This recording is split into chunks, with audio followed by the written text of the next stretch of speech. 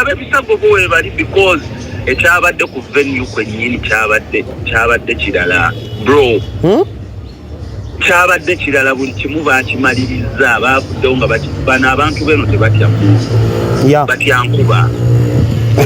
emundu ate bo balumbisa bulumbisa kuba ne osi yennyini bamutaddeko ekisago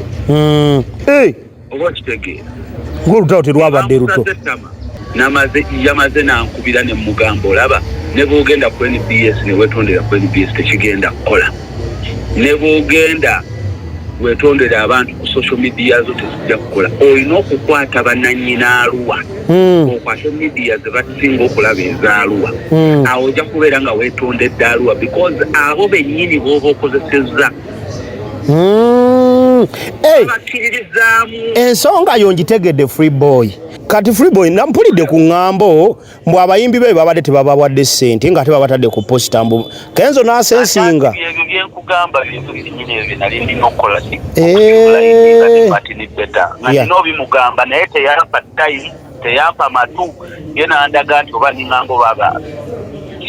neŋŋamba ize kati nane nensirika kati bano abayimbi beeyo baasibidde Eddie Kenzo ekikuukulu nga bagenda mukolako effujjo munda n'akisensinga bamala okisensingako yo omugezi wano siyimba kubanga Free Boy akugambye yanoonya omusajja boogere n'atamuwuliriza yali amugamba ki damages ezabaddewo okimanyi ekibuga kyonna street zonna zisalako nga bayayi bamenye ebintu bamenye ebadde nga riot nga tomanyi nakiyavudde byavudde just mukuba mu venue yokka bakyasa amamotoka n'emmotoka yange bagikubye okakasa yes akakafuyo konna Martin yandibadde singa yali ampulira kubera kugamba Martin mujja mu Arua n'omuntu gwemanyi mu Arua yani si ye Free Boy mpulidde bagamba mbu ayagala akomewo eyo mbu yeetondera abantu ebyo kati ate nze abadde ayogera naye yamaze nankubira ne mugamba olaba ne bwogenda ku NBS ne wetondera ku NBS tekigenda kukola ne bwogenda wetondera abantu ku social media zo tezijja kukola olina okukwata bannannyina Arua okwata media ze basinga okulaba ezaaluwa awo ojja kubeera nga wetondedde Arua because abo bennyini b'oba okozesezza ensonga yo ngitegedde Free Boy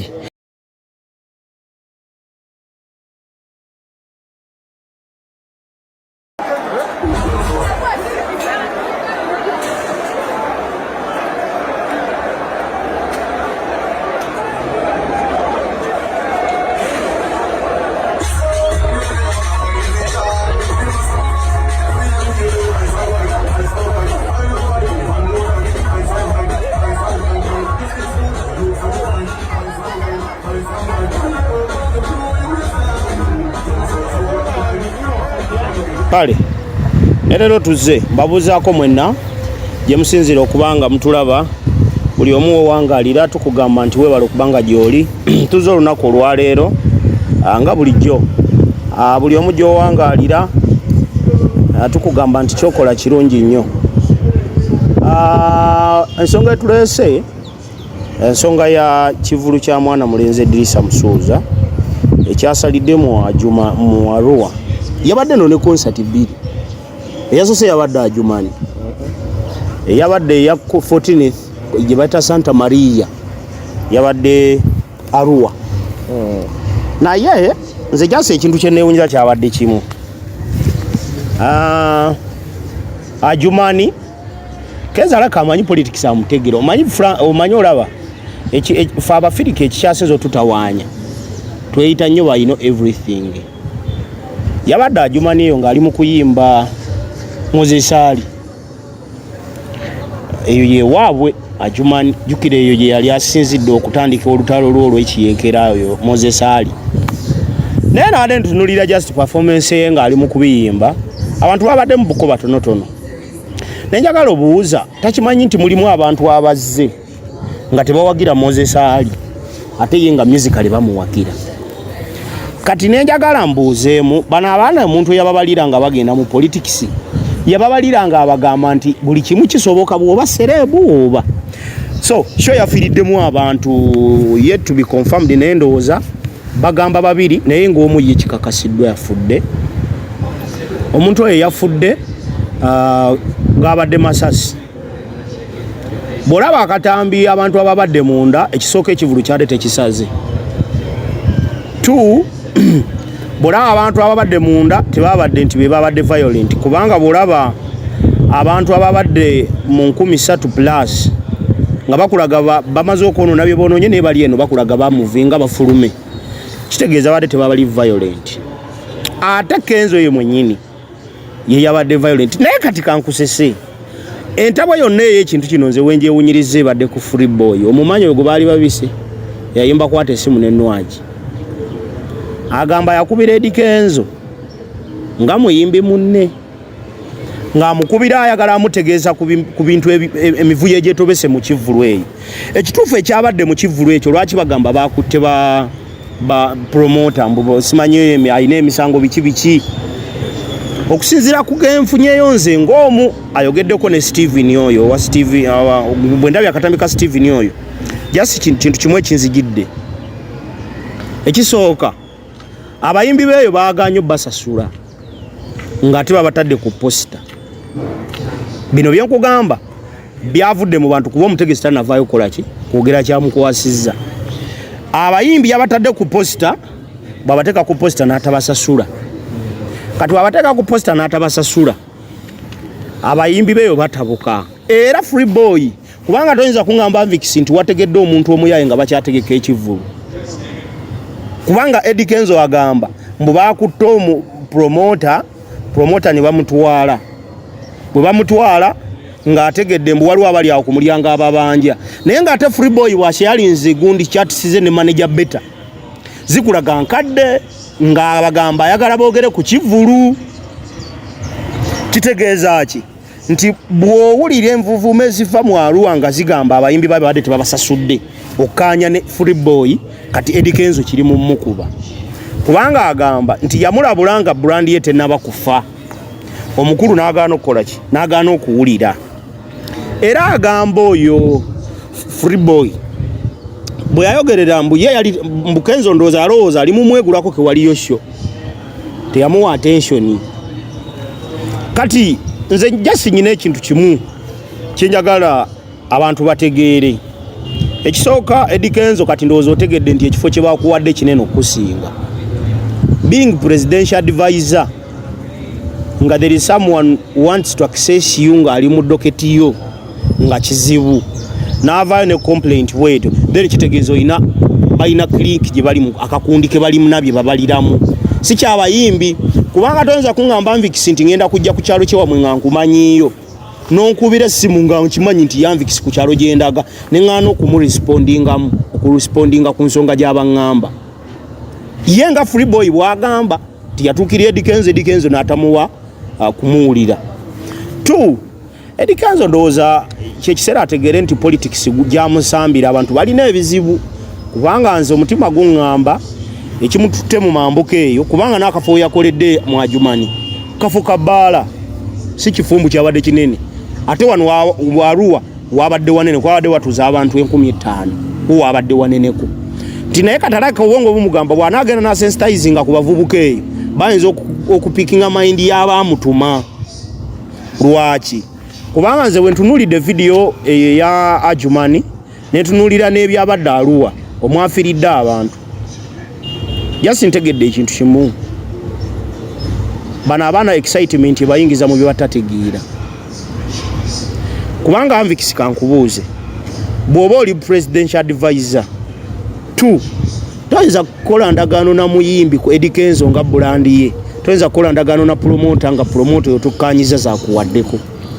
genda oyimbira abantu kubanga abo abantu ababadde abatuuse n'okufa Kenzo ye yakozinze keesi y'okufa. Lwaki? Bakutooli tebagadde kivulu statement giwulirize bulungi bakutte promota tebagaddewo kiki kivulu of which bagenda okukwata promota ng'abantu bakulaga munda mwebali kati bibyo nambu waliwo abadde babanja ku mulyango byandibadde si keesi ya kusolovinga yandibadde yasooka na performingira abantu n'agenda okubanja promoter ye ng'omuntu ng'amaze protecting ekifaananyi kyawo mu bantu. Kubanga nze kye ndowooza Eddie Kenzo brand ye nneneko okusinga ate ku ssente ze yabadde alowooza. Kati laba abantu abaafudde batandise okutambuza amawulire babuloga be mbu agenda kuddayo. Bwaddayo abantu abaafudde baddewo 2. Obutebo bwayononeddwa buddewo 3. Abantu business ezafudde ziddewo 4. Abagenda okuddamu okuyingira bagenda vaawa ng'oba disappointinze. Otegedde 20 yanga Mvikisi nti yandibadde ye ng'omuntu atuula n'agamba leka mpafomingira abantu bano bwe maloba performingira ebinaddako binaddako nkeera kuba yawe ensonga ye mu posti ye nti bamugambye promoter waliwo abadde bamubanja 20 musimanya mu babiri. Kati Kenzo wafunye otya lisaaki emanya ababanja kitegeeza mwabadde musobola performinga. Ontegeera bulungi nze ebigambo bya Free Boy byentutenga ebikulu okusigira ekifaananyi ekituufu nti Kenzo onalabika yatidde ng'ategedde abayimbi beeri baategeseewo olukwe lw'okumukola ki lw'okumu abusingira ku stage nti bano bwe baamutegeeza nti naye oli mukuba Free Boy agaba bwe yamukubira essimu teyamu responding ng'ayagala mutegeeza mivuyo giri ku mutegesi of which emivuyo gy'omutegesi oba mubi oba si mubi tosobola gipredictinga before the show. Kitegeeza ki Kenzo yatidde nga bagenda mukolako effujjo munda kiriziganya nange ogaane kuba abayimbi abo bayinza okukola sensitization mu bantu awo ne bakuswazaswazaawo. Kati ye bwe yakisensinze ko ye sijja kuyimba naawe excuse ya promoter bw'awe excuse ya promoter of which n'amukwatirayo ng'amaze ofuna incident ezimuguddeko kubanga Eddie Kenzo njagala ombeerere wa mazima okubanjibwa kw'abali abantu gwe bamuwaako ssente kuba toyinza kuŋŋamba nti yagenda Arua nga tebamuwadde deposit. 2 toyinza kuŋŋamba nti wagenza okukolagana n'omuntu oyo nga tomumanyi nti it is the first time mulina okubanga mubadde mwemanyi kuba Kenzo toyinza kuŋŋamba nti gwe gusoose oyimbira eyo. Kitegeeza ki obadde omumanyi Abitex omulaba bamumanyi ne babajjo nti banyaganya abayimbi tekikola mawulire ng'ogenze ku show n'owulirawo embulubujjo bw'oba oli wa performing either perform or you go. Kati bano abayimbi beeyo baasibidde Eddie Kenzo ekikookolo nga bagenda mukolako effujjo munda n'akisensinga bamala kisensingako yo omugezi wano siyimba kubanga Free Boy akugambye yanoonya omusajja boogere n'atamuwuliriza yali amugamba ki of which mu nsonga ze yali amugamba kyenyinza n'okukakasa amazima muyinza okubanga mwabaddemu ensonga z'abayimbi kuba bagamba mbu abayimbi beewaka abadde tabawadde ssente promote yabadde ategese. So presidential advisor bwati ekivulu kye ekya Eddie Kenzo munaye bwe kyatutte emulamu bw'abannayuganda mu bintu by'okusaaga. Anvikisi mwe bayimbi mwe babawa ba presidential advisor.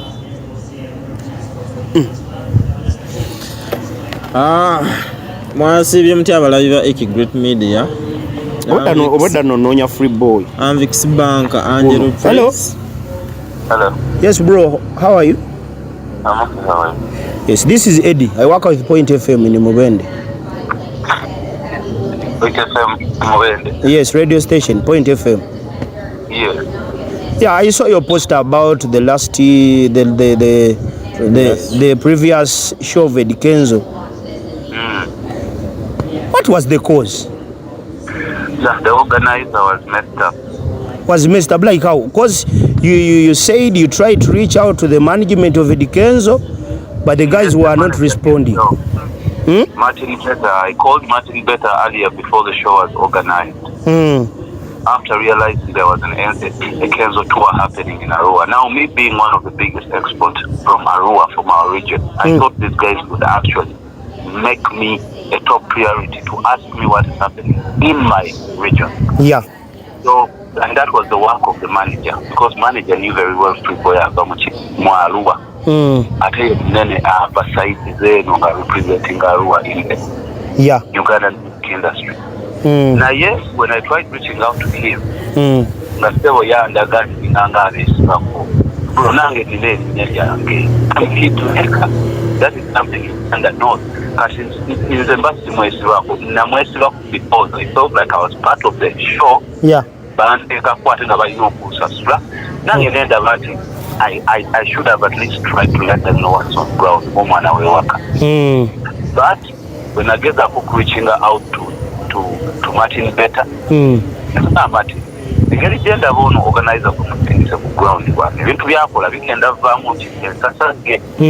guys mutanzira when atuko mugamba Martin ne kwa kitonzira ene ebintu sebo biri serious wano and I told him the different purpose before podcast came out Martin Better ngakubira nandaga just mazime kitegeera bro nandaga Tita ina time ali busy era nasembayo mugamba ati kigenda okuva wa akavuya kaliva wa kateeka muke kati Freeboy nampulidde ku ngambo mbu abayimbi be babadde tebabawadde ssente nga tebabatadde ku posta mbu Kenzo n'asensinga kugamba bintu binyine ebyo nali ndina okukola Martin Better ngino bimugamba naye teyapa time teyapa matu yena andaga nti oba ningango baba nengamba ize kati nane nensirika kolegwa kulaba bulabire ebyavaamu byebyola kuba nange era nali manja paka kati manja because the truth is tetwapa performance yes na ikitegeza nawe tuwapa performance teri ya performance teri bayimbi ba performance because bonna babadde babanja chenalini n'okuteeka mu matini akimanye nti kuvuga ekigenda mu maaso eno akikontrolinge nga tekiryakola bagamba abantu damages ezabadde okimanyi ekibuga kyonna street zonna zisalako nga abayayi bamenye ebintu bamenye ebadde nga riot nga tomanyi nakiyavudde byavudde just mukuba mu venue yokka bakyasa amamotoka n'emmotoka yange bagikubye okakasa yes akakafuyo konna Martin yandibadde singa yali ampulira kubona kugamba Martin mujja mwaluwa n'omuntu gwemanyi mwaluwa yani si ye Freeboy kiriranga okuva wano ng'otutte embalala tosobola yingira mbalala nga reyigito nabamugamba kwalo ekiguladooliwa mwetuli naye ye bo bandaga ntibebo tolina kyotugamba neŋŋamba kale kankukubirako wano ku simu endala enegenda zikira lindako sooka ompe ku simu mbadde nyinako akasente katono abatulaba naye oyo gw'owulira Freeboy sooka wandiike wano ennamba MTN anti zate sikuba ku MTN 0782 07 06 esembayo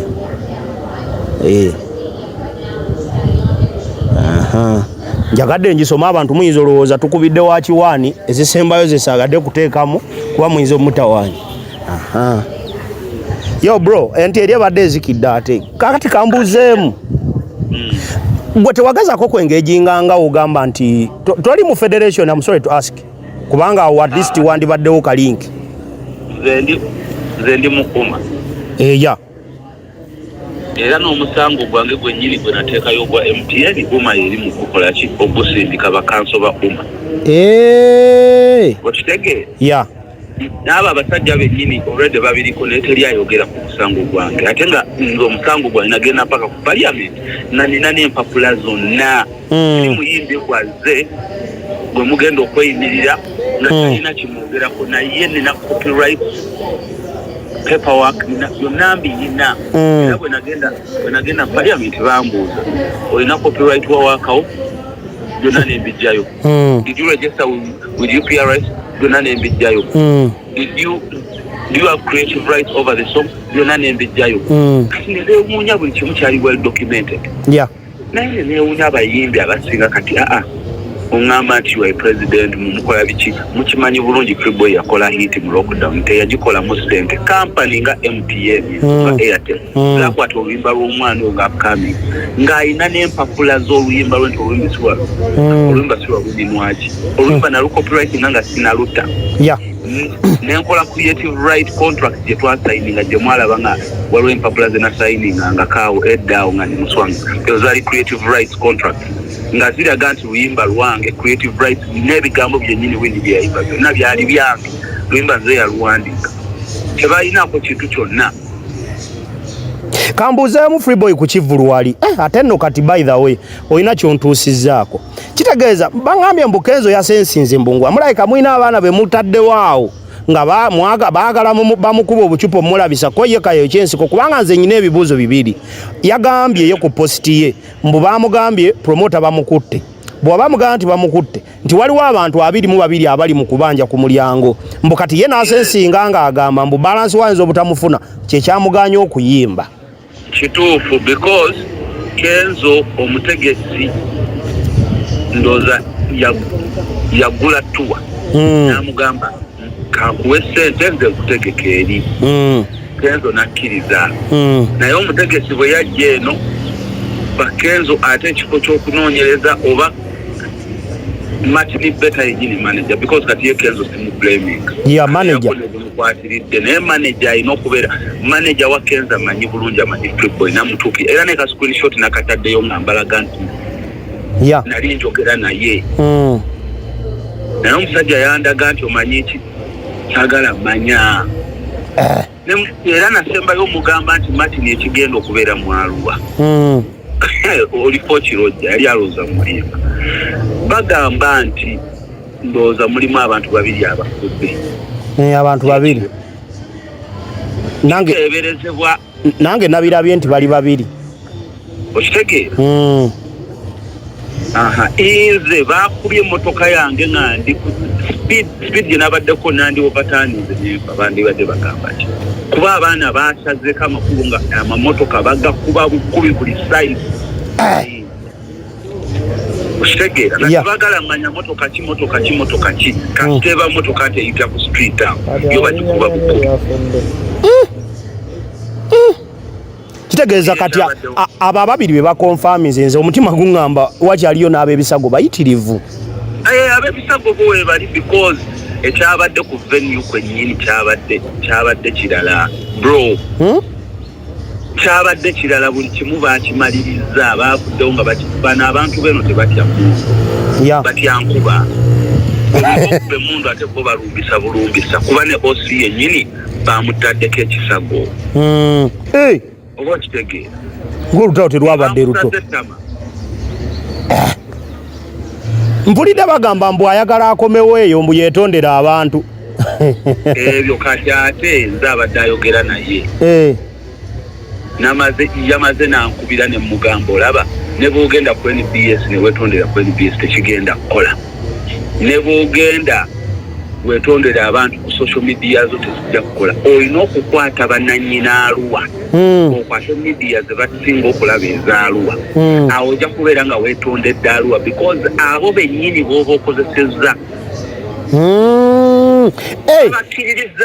ensonga yo ngitegedde free boy nti bano ba manager better ke bali ab'ekibuga balowoozeza gye bazze they have come to get money badduke like that ate ng'ewammwe muyinawo solida yo bando liri pesa lijja ku iPhone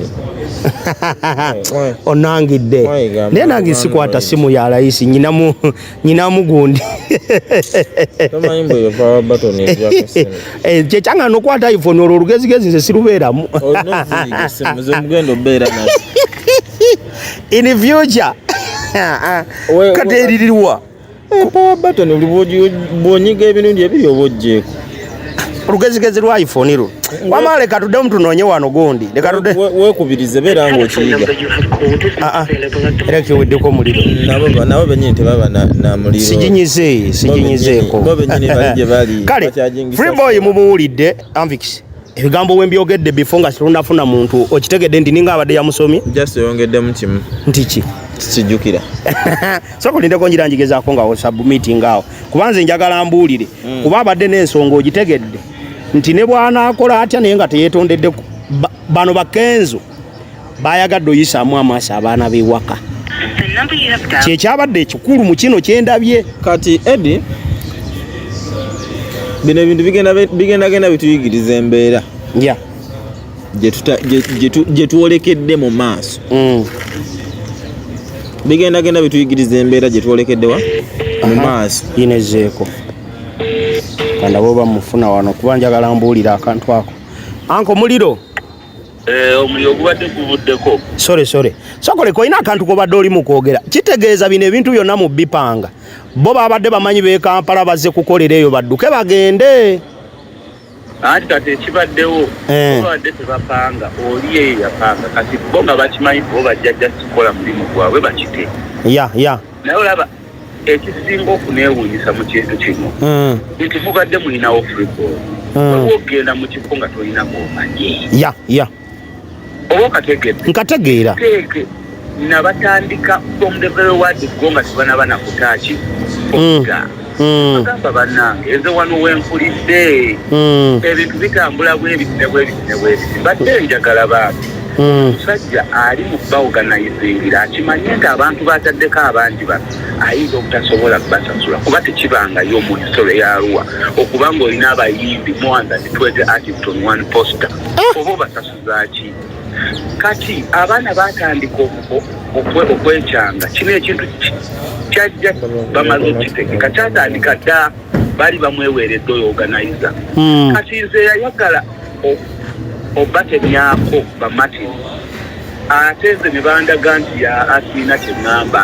sirina kyembagamba nze ndifa olwedde nga ne ku posta baali bakulabako kyokka nga ne ku posta kwendi oba okategedde kati ekyo kyanyiiza nnyo era nze okuvaayo okuwanika ako kaposti ne ŋŋamba I blame team Eddie Kenzo not Kenzo obadde bwotyo specifically the manager Martini aina attitude ey'ekisiru etayamba attitude gye yalese ereetedde abantu damage nyingi gye yandibadde akontrolinga bulumi era abantu beebuuza mwe mwagenda ne mutabuuza Freeboy ku lwaki ebintu mwabikoze okimanyi all along nebyo ebintu byatuuse okukapeninga tebambuuziza nako nti Freeboy aliwa twagala nga bakamiri bajja ne banoonya bawizo bajja ne banoonya video temuziraba nga ndi ne bawizo buli omuyimbi batonix bajja batandika nange ne bw'oba kale olina omuntu gwomanyi ng'oba promota yakuleese naye muyimbi munno kubanga ng'omanyi gyali ate ye nga yali mu kutambuza ensigo ya federation ey'obumu ate wabadayinosi okusikowalingira by the way oba okitegeera naye nze banda ze nti tebamanyi all along babadde mu Arua nga bakimanyi naye nga tebasobola nakubuuza abo bapromota bennyini where is Freeboy let's make Freeboy can you call Freeboy to come nze abayimbi bangi bazze mu Arua wano bangi bentaasizza babiniganta bajja ne babakuba wano ne bababbako kamera ne tuzijjayo ne zirabika ng'omuntu amanyi ekitundu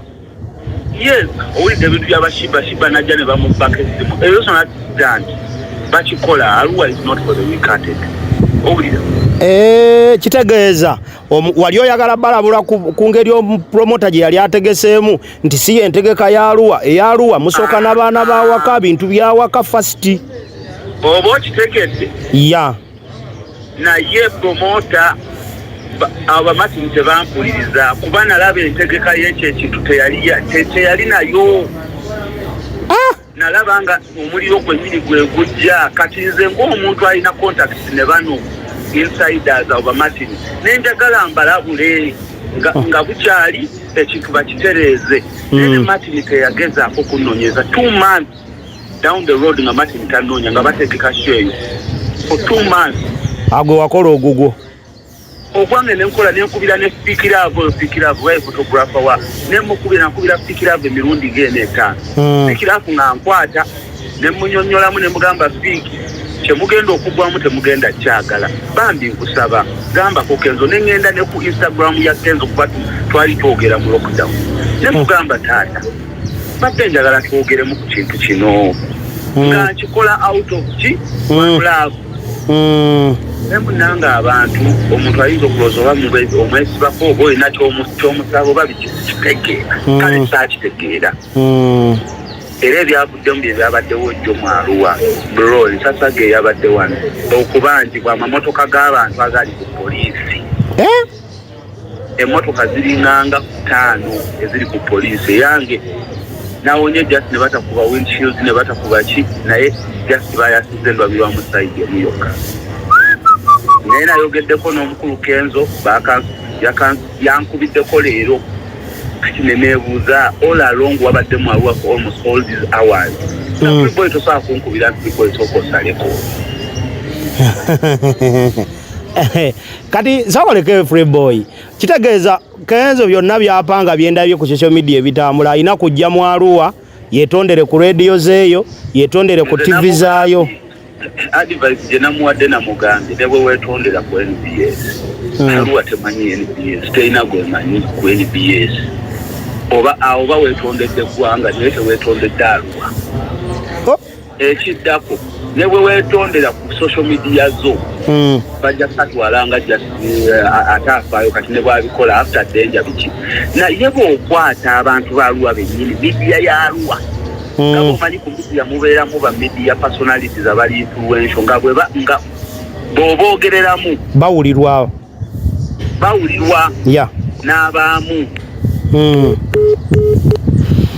muliro gumutawanya tugende maaso muleke akati ekirala Uncle Free Boy gula power bank aleka ali mukutambula yangu kusena ogule power bank saa bintu byakubeerawo nga tukubira amasimu ng'essimu ebuukako bintu byegunde sibyagala kati ate bwino omulalo yagala waawa olabye ekintu kye nakunyumiriza first nti kyekyabadde ekituufu Kenzo yasensinze mukubira mu Arua nagaano yimba ate neyo sensi ze zakozesa asookenga zeyo sente z'abandi wasensinze okukuba nayo ina deposit w'abandi 70% simanyi percentage gy'obadde oyina naye singa wazikute n'oziwa omutegesi n'okasigenda yimba oba tompadde balance obusente bwo buno obw'ekinaku n'obumuddiza singa wejjeeredde kati budde buno omutegesi bamanyi na linnya lye erinnya lyo lye lyayononese mwejje mwaga amalala g'ekyanna mukaaga kati kambuze kulowooza abantu beruwa bamanya omutegesi gundi bamanye Dikenzo era ebintu babyasiza lwani Dikenzo kati abo ba Free Boy bali kaserengeto lwansonga bo baana bawaka era bwakibannyonnyola bakitegeera ki mangu nnyo of course atera singa Free Boy yali yamukulembeddemu abayimbi abo balina omuzego gaana okukola media tours nga batuse mu bitundu ebipya kandi bo balowooza engeri gye bayimbayo dda embeera y'abantu tekyuka mukwano ffe enkuba etonnya wana eri neetatonnya byakyuka by the way kati mukimanye mbu embeera yakati yayingiramu bajira batya climate yakyuka eya music yakyukira naye Kenzo alimbyemu awo ate Free Boy asize ekifaananyi okirabye bana abayaye nti bali ku Arua hotel bali mu kubalirawo bintu kati omuyimbi nga Free Boy mu kitundu gye walaze kale tuganye Kenzo tugambe oli president wa federation batugamba buli wamu we bali eyo sigines okukulaga nti tebali buli wamu otuuka otya mu kitundu otamanya abaana bamubabuuzaako anti kati siwa federation naye nga nekirala federation ebyayo tebinagguka kubanga ebayamba mugiranga mukozesa ebyawuma ebaddewo nkubuulira amazima ebya federation bwe binaba binagguka inshallah naye kati tebinakola ki tebinagguka kusinga bayamba kuba budde buno lusobola kubanga babba luyimba lwo ogenda ku federation bakuyambe mukwano omuntu oguzza ku ki kuwuma ate kati olowooza federation yabadde okubeera gazetted mbu institution yeyimiridde awo egenda okukola ekirala mbeegayiridde Kenzo bw'ombanga muwulira oba okusoza okukidde ku sayidi nkyamu ddamu weebaka olowooze abantu baagala bavayo sente zaabwe muzikole ki muzivaluwingi omusajja akugambye na afande bamwokyeza ettama bamusaze kati Kenzo abadde aluwona bakugambye abeeri batyankuba mbu batyankuba amasazi ne boogakuba ekintu kimu kye batyankuba kitegeeza Kenzo bamugambye tafuluma ate abaana babadde bajja mukubira mu Arua kati kyembuuza abafudde kimasasi kati era mu right ezo tezisobola kufiirwa abantu omuntu akuba ejjinja n'ofu gwe mu katambi tolinawo olabidde nga bali mu kwezi oba beegoba naye abategesi b'ebivvulu nammwe katubanenyeemu kati nze nga sinanenya mutegesi kankugamba nvikisi leka tunulire omuyimbi ng'omuyimbi agenze mu kitundu kati nze ndi muyimbi nkubuulira promota nti gwe tomanya leka nkubuulire ekyo badde tomanyi mmwe kyemunenyeza ba promota Kenzo amusabye miliyoni 2 amuwaddeko 10 amugambye balance mukuwa ng'omuyimbi agenda okubalabalamu nga bwasasula abaana b'ewaka agenda kuyingira miliyoni 3 ng'ovuiki yabadde akibaze ng'akifuna miliyoni 3 gw'okola otya tegeka byosobola njagala sente anti olowooza abategese birthday ya Museveni bamuwadde budget yentuufu oba kunyumiza mbu ennyonyi zirimu ssente oba tozirina ssente zaazo tozigula ne bw'omanya otya mbu zirimu ssente okwata w'osobola gwe kikutwaza Eddie Kenzo nga kabako wali kiki ate nga kaba kagala show kabako agala show ekikutwaza Eddie Kenzo kiki osegede naye kati kankugambe olaba ekino Kenzo kigenda mukubira mu ddala agatuli ate Free Boy jukira si wa kusirika yayogera from bottom of his heart tayike byomboba talina gwajjonkera era omuli ne bwaba akyogera agambye anenya nnyo management naye n'ekirala yayogerako nze bwenkitegeeredde bambi ayagala nnyo muyirawo mubiri aleme muteeka mu naye nga ate tosobola kimugyamu kuba manager tamanaginga manager beta si muyimbi ulira yayogera naye ku Instagram namugamba njagala twogere ku nsonga eno bweti ne bweti kitegeeza ne Kenzo yayesuulirayo gwaki ogwa nagamba oyo nagamba gwe simanyi gwe yayesuulirayo abeera mu state house yegundi Ethiopia kale bado agala nkugamba eki naku zino nga kabina wafuna akagumo mbusiti amigo leka bakube banako wakati fe tukole eki so ku question yo anko climate y'ennyimba ya music yakyuse ne Kenzo musajja nkubulire fabali mu fabegeziwa zambu tuli mu ndongo tukiraba climate yakoze eki yakyuse katoloza wane mubendo kyatege kategeka ekisaawe ekyo ino kitegekanga ekitono nnyo kapitali milioni 3 n'oluli milioni 10 zibadde zitegeka ekisaawe ky'emubendo ekyo kyakasaana anti kati n'abayimbi nabo bayiza omuze ogw'okuseera ebitaseerebwa bakole ki nga nabo babaseera ebitasaanye kuseerebwa ngaki amafuta omusajja ewe yavuga nga 15 avuga 2 lwaki taakuseeri anti era anko kati kankubuulire olwo oluguudo kimanyi gulimu omuyimbi gwe nakubira nga njagala muwa Shemu Bende nanga ebinnya byawo ate nga amanyi ne webiri kyekyannuma waliwo ebiri awo nga musaidizi omu Kiganda gendawo mukazi musimanyi yangamba mukabira ngo oyingira mu Bende wallahi ngo obwala abumanyi n'ebinyanga webiri kati gw'omukolere ki akulaze n'emmotoka ye genda kutukirayo sakabuzobu kati nga lwaki oyo tagenda ku social media ye n'akiteekayo abaana abo munaye katinzi awusina ansa y'ekyo ate kubeera nabo ekibatuseeza byebyo ate ekizibu kye tulina abayimbi abaakajanja nga bwaseera taddamu kukka asigalayo n'amalala ge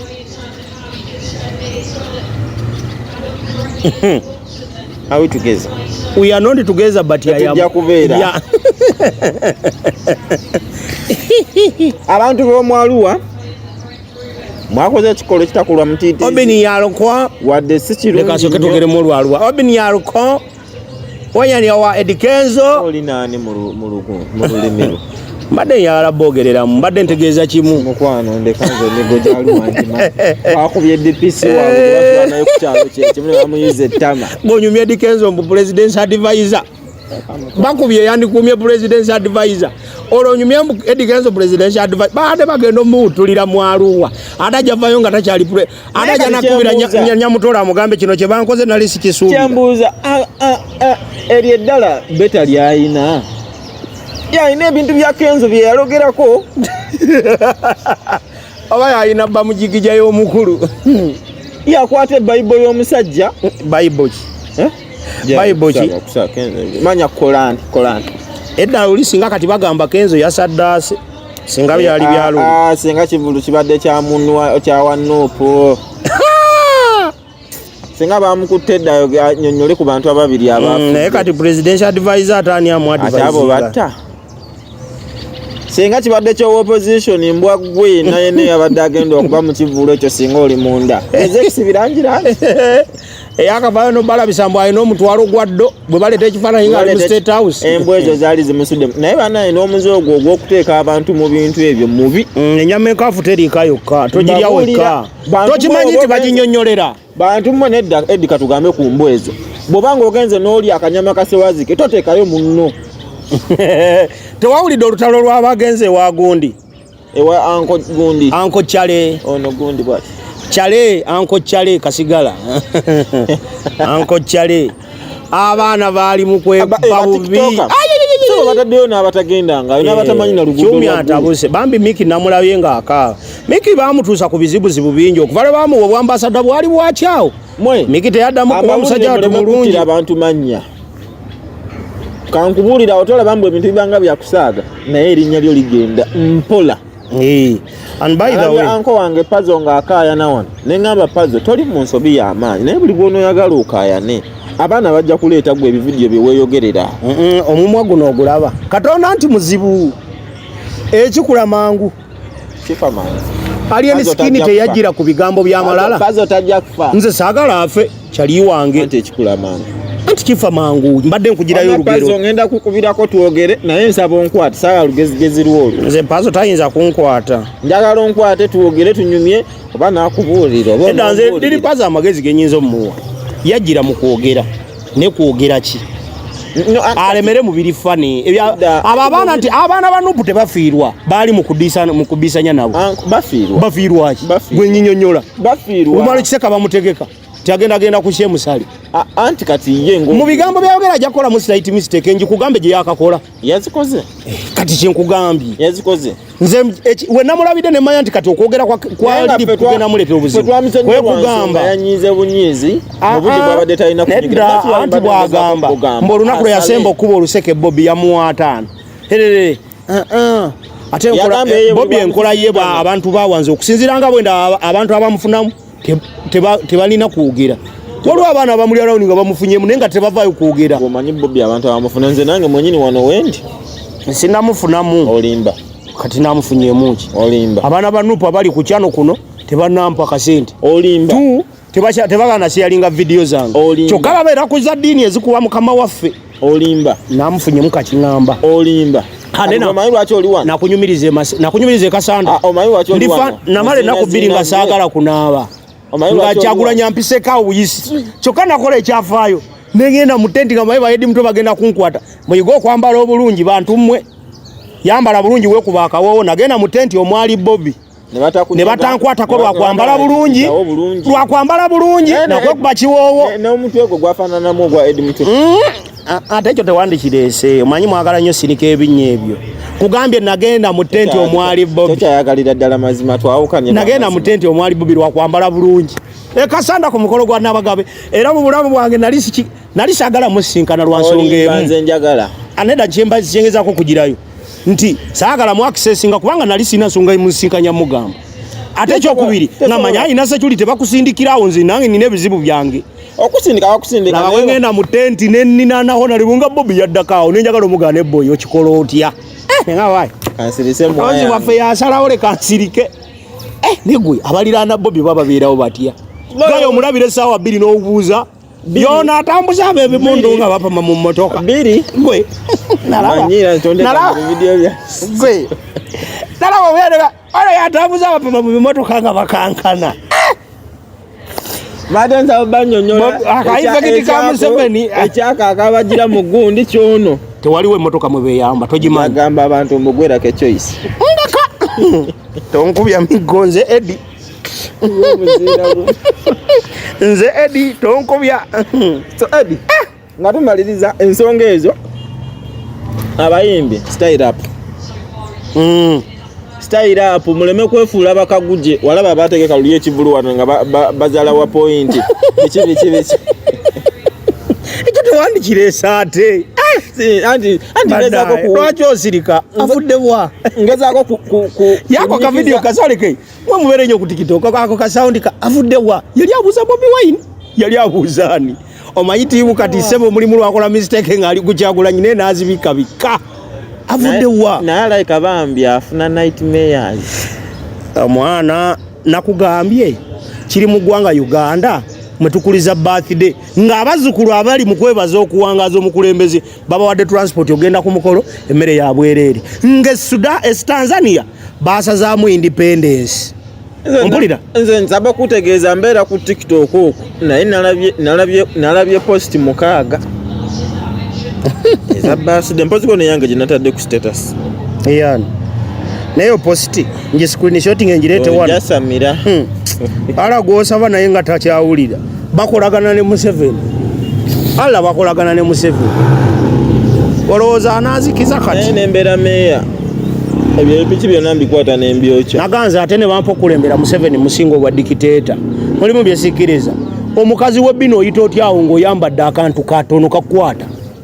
agamba bino galeesa ebizibu nze nkubuulira ebbino alikwata bubi nnyo abaana tebagenda kudda ku masomero bangi lwa mabina golabaago nga bali eyo bali muwe weta mabina sente zandi tuta abaana ziri eyo egwe mulaka temumanyi na ggwanga lya Uganda kwe tuli binanga teri ali kutusizaawo munange terinanye njebula kuba siina sente eyo athlesingi kiri wano kibuli gwoyogerera wano ebintu bibiri kangaye kuusa omukazi byalina ebikuba omusajja ebbere n'ebbina oyogera ku bbere nja kukuba kati naawe eri kukyankalanyiza ffenna tuli basiru ku ekyo n'ebbere likola bubi ye libe nga teriri mu kaleego omwana alite libe nga enywante egireeti buli wekirowoozaako omutima gugamba tosituka tuula dawo oluyimba lwa lutalo olupya nkwale nga oluyimba olwo Mawula Lweni yaluyimbako kati kyembuuza oli yayimba kava oluyimba nga terunafuluma nedda nti yakoze kava oba muna yaliwo yaguza muno oluyimba enkola entuufu ebeera bweti ekivulu ekiba kinaatera bakolayo ennyimba ezikutuusa ku bivulu sofa leero yakatuwa no oluyimba olwabadde lulina tulwala ku kivulu yalibadde Love Commissioner naye si lulwe lwareema ate kanti kankugaire kyakyo obadde tomanyi ennyimba za kolabo tezigenda ku konsati ebintu bigamba Shiba ayinalo yatwala ku konsati tiwandikubye Shiba dirisa kyali wange nange naye Shiba muntu wange nnyo lwakwako dirisa gompisaamu eggaali naye ennaku z'omwezi nga nnya Okitoba Shiba muntu wange nange nzija muneeyanziza konsati mumuwagire Shiba Shiba ndi timu Shiba lwadde anko dirisa loja yankyawa nenjagala Shiba wali okola competition nze yanjagala gwenjagala nange ninga edikenzo nze anko dirisa tutera okwogera bwe musanga mbonga nako anko loja talabika muzibu kufuna alinga Museveni ali busy neba enyimba zibuza abayimbi anko dirisa I wish you the best ku concert neyanziza lwelili obana lwagenda different asineyanziza it's like thanks yebaza bawagizi neyanziza fa Uganda tumanye ekintu kimu concert eba yaluyimba tayogera ku Shiba woyogera ku Shiba ne sho tugimalire wano tomwongerako ero teri sente ate ne sindi mwagala nzawo kutegeeza ero teri sente ezaki anko dirisa takubika luseke otofunye na luseke yo ofunye pipe anko dirisa kuwaya gadde na ate tampanga alabika sirianga na ku sente nenze kyali wanga njagala osanga wansanga kukune mugayenze gundi atwa anko dirisa nsawo kutusiza obaka buno omwami ono tali bulungi ndi bulungi wa magonda amfana n'abali obi naye nga bwokimanyi nawe obula wikizuke oluseke nga luli tekiniko tonkwatirira abanupu mwabba akalulu kajjajja naye omusajja oyo yeekaza wano mu 7 Pro Max 16 eyakafuluma yawandika speech ya jjajja abyewandiikira nerere esaati lyalabikiddemu mu birthday mwana yani yali mulondedde esaati nga lirabika bulungi saati kya brown coffee brown kimunyumidde yabadde birthday bagikuziza tibwanyo ebaddeyo leero nakaseke nawulira olwana luyise president lwana ki lubalamu lwayita president agendeyo next waabwe Bobby akoleyo ki nga Museveni ayinza omukkiriza agendeyo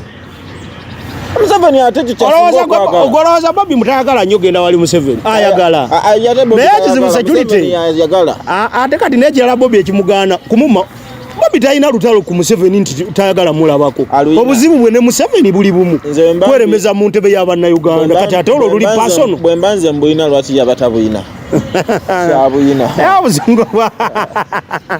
nedda ate kati ekyo kyokola kikyamu kiriwa ekyo gwe kyokulyetinga batekawo lutalo onagala kwata ntebe kukyusa byalemooli okubeera n'obuzibu ku muntu byawukana n'okubeera n'olutalo n'omuntu wama n'obudde buzibye muleke tuve wano ono atandise emboozi ezinanyiiza jajja mwami happy birthday y'ekinaana naye tumakingire tutegeere ebyali mu Master Seed byali birooto oba myaka tegigira myaka 8 naye ate mu Master Seed birala wabula musome bane mulemenga kubeera musome Master tebaba ani yawandike yasooka who was the author yafana wama mulekeri author ye Museveni ya wali yadamu nakyusa akatabo muntu omu yali apapye ndooza nga mayana atera okugenda n'akawandiika mbu bamusomeko akali printer bamuyita batya owa stationary yalinamuko okufutwa yajjonkera akatabo ka muzeeyi barakalo yajjonkera akatabo ka muzeeyi naye ebintu ebimu biyiganga okulimba tiiwo wali okuviiriddeko okyodde mu mazima ekyo naawe kakikukube mbuwawe yalimbira yali ayogedde amazima gwa lwaki ogaba na Uganda amazima balimbe bye baagala obawangaliriza mu kubalimba bagatagata nobaterawo opposition y'abampuga etaliiwo byobadde obakoleddemu ate gwe noda mubabuulira amazima gwakwokyawo tiibu omanyiza oyo mwagalanga jjajja wadde sikanya naye mu byatukulembera bagenda kugula sipi yaki ekibiina bakiteekewo gundi agenda kigula ani Lukwago omululu gw'obukulembeze naye gumutawaanya era the problem with Lukwago kibayita bakita batya the angle of politics byebimu ze angle enjala emuli wano abula yagala kwabika gulubuto kati gwe kankubuze Lukwago tubeere bamazima osobola tuuka mu kibuga Fort n'owezaawo abantu ebitaano nti baze kulaba mukulembeze bw'obaleeta bawera nga bavaawa bye bagenda eri waggulu eri mu baani ono Nandala Mafaabi omwenge ne banywera mu kaani ekibiina kiri kwa position omwenge kigujjawa nga Bobi Wine atuuza emitwalo n'abantu ne basiiba enjala nga tabawadde ate ne batayomba ate yabaze bawa bagamba lwaki bali babawa omwenge gye mujase naye ate guno kyagunze nze nabagamba siri wa party subscriber mu Nuupu naye kyagunkwagalako kimu ati ndi muna Uganda ogenda fuuka lwampaka ekyo kingambe sijja nze nzekanya ne Kyagulanyi ku ndowooza ze bye bituluma ne bikunyigiriza n'owulira ng'ofa jukira ate ffe tusooka beera ba people power kitegeeza oli wa people power awo kati ndi wa people naye siri wa Nuupu nesa subscribinga sinayagala nkyali mu kubala ye takolera Museveni nga bwe bagamba nkyabala wati abikooye kati gwe oyo bamukubye bukubi wano kakebe kati ya gas banagwa ne badda ku social media balwanirira bali mu muzanya mu challenge kati wati abikooye nagamba kambyeso nyo ng'olumazo subscribe anti abatono be bakoze naye nze sina salawo ate nze mbeera nkikugamba ku sete emirundi mingi nze ne waba muhoza ajje naye onaaveeku n'abantu be bagende ndabya anko Alhaji Moses ali ku mukolo munjo oli wa Piris na asole Piero yi ku mukolo gwa batuula atya bana Alhaji Moses ali amare kambasibulira abantu tujja kuddamu